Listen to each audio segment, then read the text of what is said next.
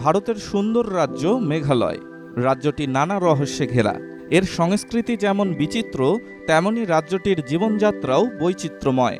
এই অপরূপ সুন্দর রাজ্যে রয়েছে অসংখ্য গ্রাম। এর মধ্যে একটি পাহাড়ি গ্রাম কংথং, যা মেঘালয়ের সুরেলা গ্রাম নামে পরিচিত। এই গ্রামটি বিশ্বে পরিচিতি লাভ করেছে হুইসেলিং ভিলেজ হিসেবে, কারণ গ্রামের মানুষদের নাম দেওয়া হয় সুরে সুরে। মেঘালয় রাজ্যের রাজধানী শিলং থেকে ৫৪ কিলোমিটার দূরত্বে মেঘের আড়ালে লুকিয়ে থাকা গ্রাম কংথং। দেখতে ছবির মতো হলেও পাহাড়ের কোলে এই গ্রামের অধিবাসীদের জীবন অত্যন্ত কঠিন। দরিদ্র এই গ্রামের মানুষেরা চাষাবাদ ও গবাদি পশু লালন পালন করে জীবিকা নির্বাহ করে।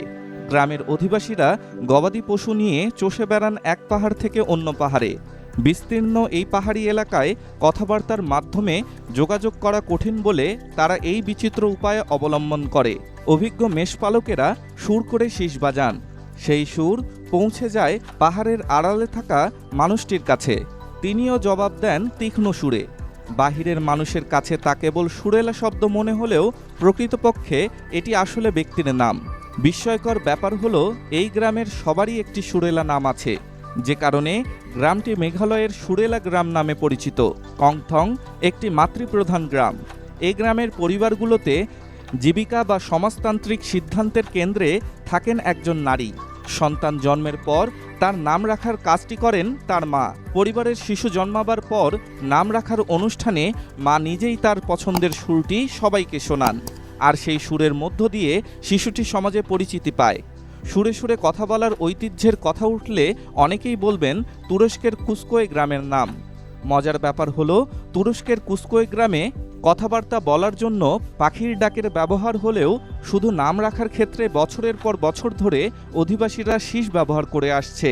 কংথং গ্রামে মোট ৭০০ জন মানুষ বাস করে। তারা দুটি নাম ব্যবহার করে, একটি বড় এবং একটি ছোট। বড় নামটি সাধারণত বাহিরের মানুষ বা প্রতিবেশীদের জন্য, আর ছোট নামটি ব্যবহার করা হয় ঘরের মানুষ ও আত্মীয় স্বজনদের জন্য। মজার ব্যাপার হলো, প্রতিটি সুর আলাদা এবং এক সুর কখনো দ্বিতীয়বার ব্যবহার করা হয় না। একজন কংথং গ্রামের বাসিন্দার মৃত্যুর সাথে সাথে সেই নাম বা সুরেরও মৃত্যু হয় চিরতরে।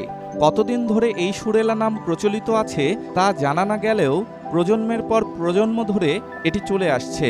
মূলত পাহাড়ের কঠিন জীবন নিয়ে দৈনন্দিন প্রয়োজনীয়তা থেকেই এমন নামের উদ্ভব।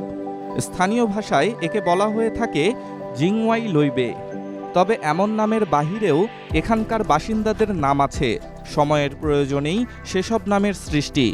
মূলত বাইরে থেকে আসা মানুষের জন্য আর সরকারি বা দাপ্তরিক কাজে সে নাম ব্যবহার করা হয়। কংথংবাসীরা নিজেদের এমন সুরেলা নাম নিয়ে গর্ববোধ করে। তারা তাদের ঐতিহ্য টিকিয়ে রাখতে চায় অনন্তকাল। ডেস্ক রিপোর্ট, স্টার সংবাদ।